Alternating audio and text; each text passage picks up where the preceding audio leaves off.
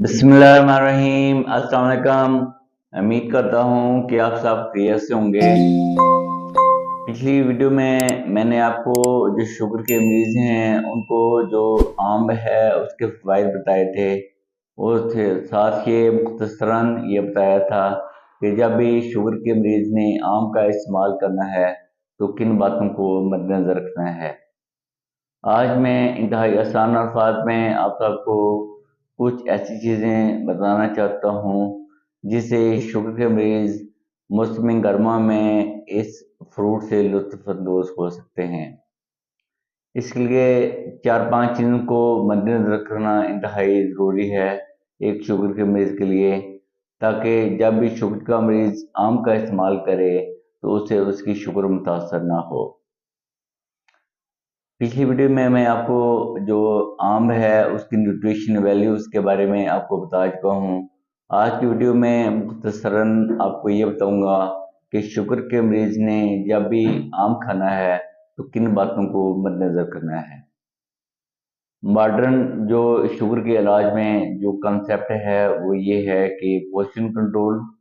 दूसरा ये कि मैं काफ़ी वीडियोज़ में ये बयान कर चुका हूँ कि पानी के अलावा हर चीज़ के अंदर कुछ न कुछ मिक़दार में शुगर ज़रूर पाई जाती है।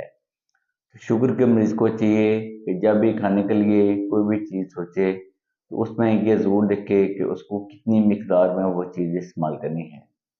जो पहला ज़रूरी काम है जब भी शुगर के मरीज़ ने आम का इस्तेमाल करना है तो कोशिश ये करे कि जो आधा कप है इसे तजावज़ ना करे।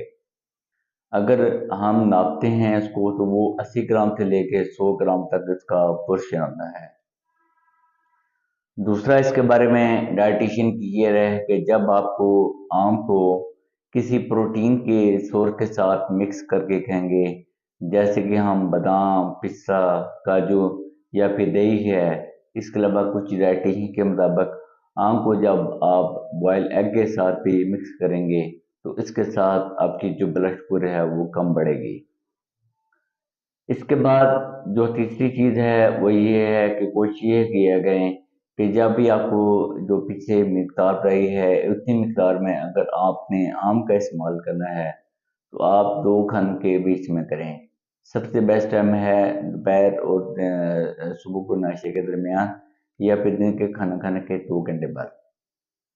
इसके बाद जो चौथी ज़रूरी चीज़ है शुगर के मरीज़ के लिए वो ये है, कोशिश ये करें कि खाली पेट आम का इस्तेमाल ना करें या फिर सोने से पहले भी आम के इस्तेमाल करने से गुरेज करें।